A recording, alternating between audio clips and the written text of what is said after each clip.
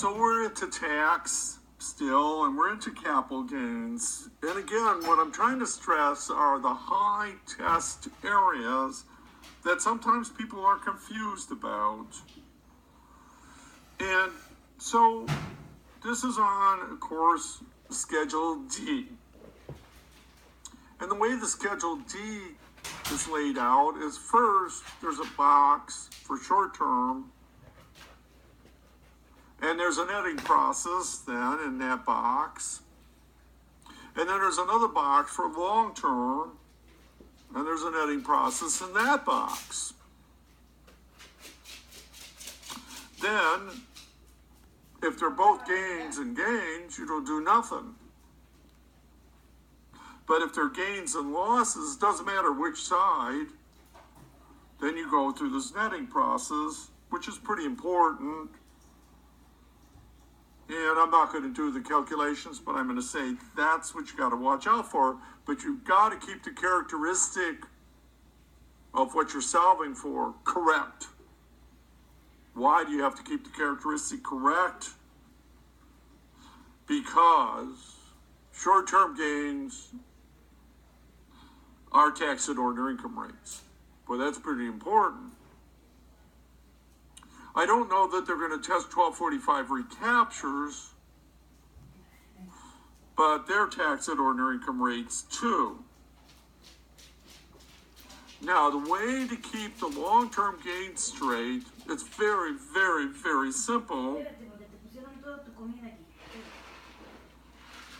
If you're in the 10 to 15 bracket, the answer is 0. 10 to 15, 0. If you're in the 39.6, it's 20%. What about it in the middle? It's 15%. Well, that's pretty simple. Now, the brackets are given on the exam. Oh. But, you know, if you got to look everything up in the tax table, that takes time. So if you could just remember the basic principles, bam, you're done. 10 to 15, 0, 39.6, 20%. In the middle, 15%. Be very careful with collectibles. Why they're 28%, I don't know. I honestly don't know. But they are testing them. They are testing collectibles at 28%. Yes. So be prepared for that. And that number is also given in the tax tables that are part of the exam. So you don't have to memorize any of this. It's all there. Now, why am I doing some of these tapes? Because on the Student Center, where you ask me questions, consistently I get questions about these areas that I'm taping. I don't understand. That's why I'm taping these things, to probably help you. But some people just don't understand what is long-term capital gains property. Oh, that's pretty basic, isn't it? What is long-term capital gains property? First of all, it has to have that characteristic. So what's interest? Well, that's ordinary income. What's short term? That's ordinary income.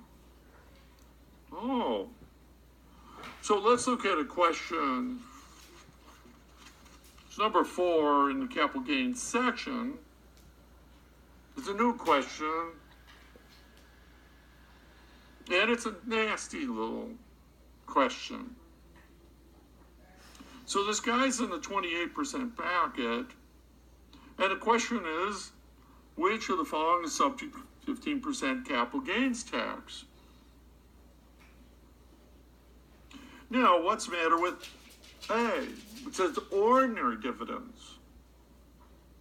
You know, most of you are in the investment industry, and when I'm taping this is January, what's going out this month? 1099s.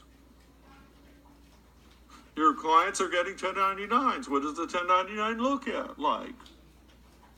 Well, the first column in the 1099 is dividends. The second column is the qualified dividends. Oh, so out of the first column, only so much of it is qualified dividends. And they're subject to 15%. But the first column is not qualified. It is ordinary. What could be there? Interest. Oh, yeah. Absolutely. So that's ordinary income. The nasty one is B, because it looks like a muni bond. Now, it gets very technical because if it was an original purchase OID, ooh, a what? An original purchase OID, it's not subject to cap, it's not subject to tax. Oh, Ken, you're really getting technical. Well, yeah. I mean, if I'm going to deal with wealthy clients and I'm going to deal with attorneys and CPAs, I don't have to take a back seat to anyone. I know this tax law. I know this stuff. But I made this a non-OID, so it is subject to capital gains. It is. Well, Ken, it's a muni. Yeah, the income is tax-free, but not the gain.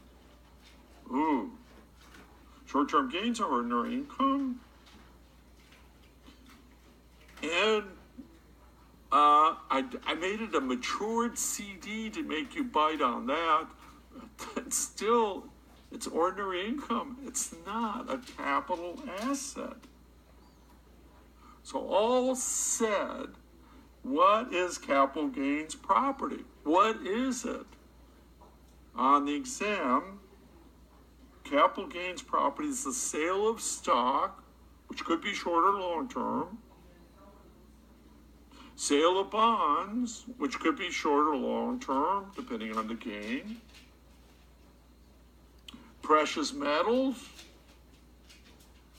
okay, and real property, real estate. Lot. I own this lot. I sell this lot. I own this house. I'm going to sell this house. I've used the house for rental purposes. That's long-term capital gains property. So you've got to look for stock, bonds, precious metals, and real property. That's where the capital gains are going to be at. And they could be short or they could be long-term. Just have to look at the holding period, which has to be 1 year, 1 day.